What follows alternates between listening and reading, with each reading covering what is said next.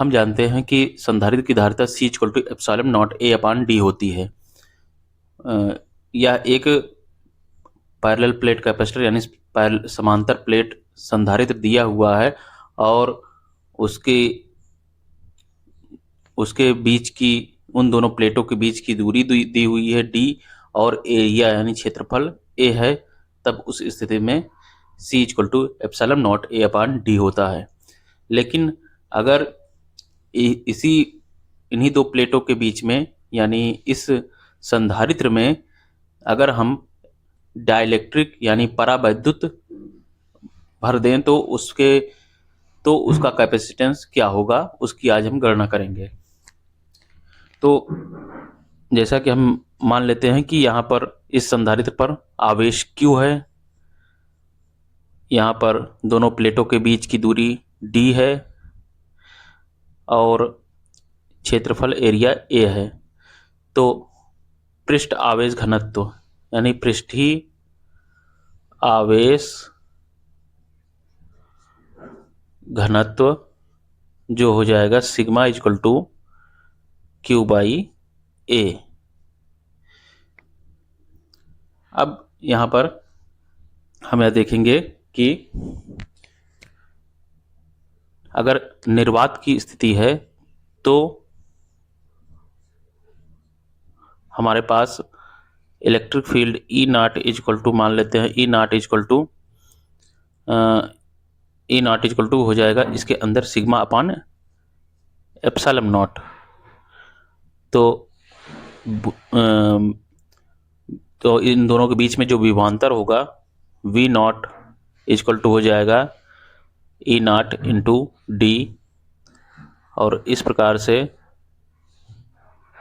V not equal to हो जाएगा ई not मतलब sigma into D upon epsilon not.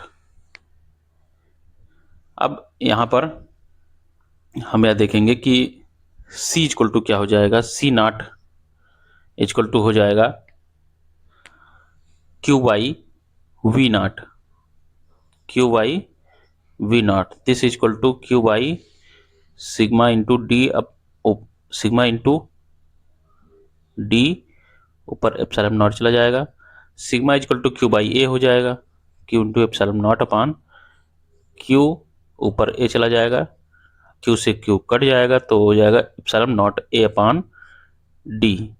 मतलब C नॉट जो है इसके बराबर होगा। कैपेसिटेंस एयर अगर मीडियम एयर है यानी निर्वात है तो capacitance C naught equal to epsilon naught A upon D होता है। अब हम परावैद्युत अगर इसके अंदर भर देते हैं परावैद्युत के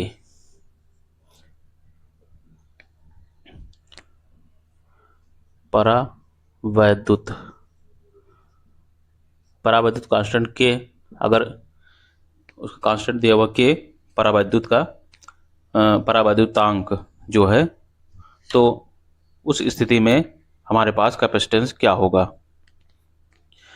तो यहाँ पर जो इलेक्ट्रिक फील्ड होगी जैसे ही डाइलेक्ट्रिक के यानी परावैद्युत के हम फिल करेंगे इसके अंदर तो यहाँ पर इलेक्ट्रिक फील्ड यानी विद्युत क्षेत्र के टाइम्स घट जाएगा यानी E इक्वल टू हो जाएगा ई नॉट अपान के। अब यहाँ पर जो विभवांतर होगा V इक्वल टू हो जाएगा ई नॉट इंटू डी होता है, सॉरी E इंटू डी होता है। तो E इंटू डी मतलब कि यह हो जाएगा ई नॉट इंटू डी अपान के टाइम्स, मतलब विभवांतर भी के टाइम्स डिक्रीज कर जाएगा। अब यहाँ पर C इक्वल टू हो जाएगा कैपेसिटेंस C इक्वल टू हो जाएगा Q अपान V होता है। तो यहाँ पर Q अपान V की वैल्यू ई नॉट डी अपान के हो जाएगी, ई नॉट डी अपान के ये हम रख देंगे यहाँ पर। और हम जानते हैं कि ई नॉट इक्वल टू जो यहाँ पर था सिग्मा अपान एप्सिलॉन नॉट था Q निर्वात की स्थिति में, तो sigma upon epsilon naught into D. इस प्रकार से Q into K into epsilon naught upon sigma equal to Q by A होता है। तो Q इंटू डी और ऊपर A चला जाएगा, Q से Q कैंसिल हो जाएगा तो हो जाएगा K into epsilon naught A upon D. तो इस प्रकार से जो हमारी धारिता निकल के आएगी, धारिता जो हो जाएगी C इक्वल टू हो जाएगा K epsilon naught A upon D.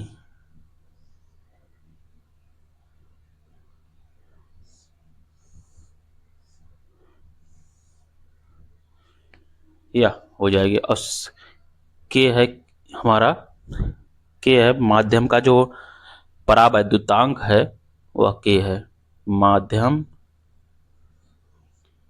का परावैद्युतांक।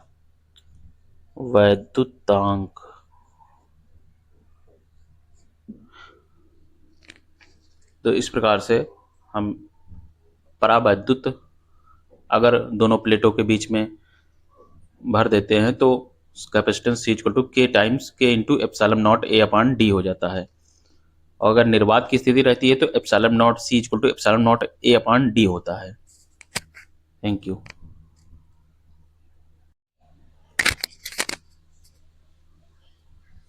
अब यहाँ पर संधारित्रों का संयोजन देखेंगे। अगर दो संधारित्र श्रेणी क्रम में दिए हुए हैं C1 और C2, तो इसका जो तुल्य धारिता यानी प्रभावी धारिता होगी, प्रभावी धारिता जो C होगी, तो उस C को कैलकुलेट करने के लिए कुछ इस प्रकार से फॉर्मूला है, 1 upon C equal to 1 upon C1 plus 1 upon C2। यहाँ पर C प्रभावी धारिता है और C1 और C2 श्रेणी क्रम में दिए हुए हैं, तो इसका तुल्य धारिता 1 अपान C इक्वल टू हो जाएगा 1 upon C1 plus 1 upon C2, या C इक्वल टू हो जाएगा C1 C2 अपान C1 प्लस C2।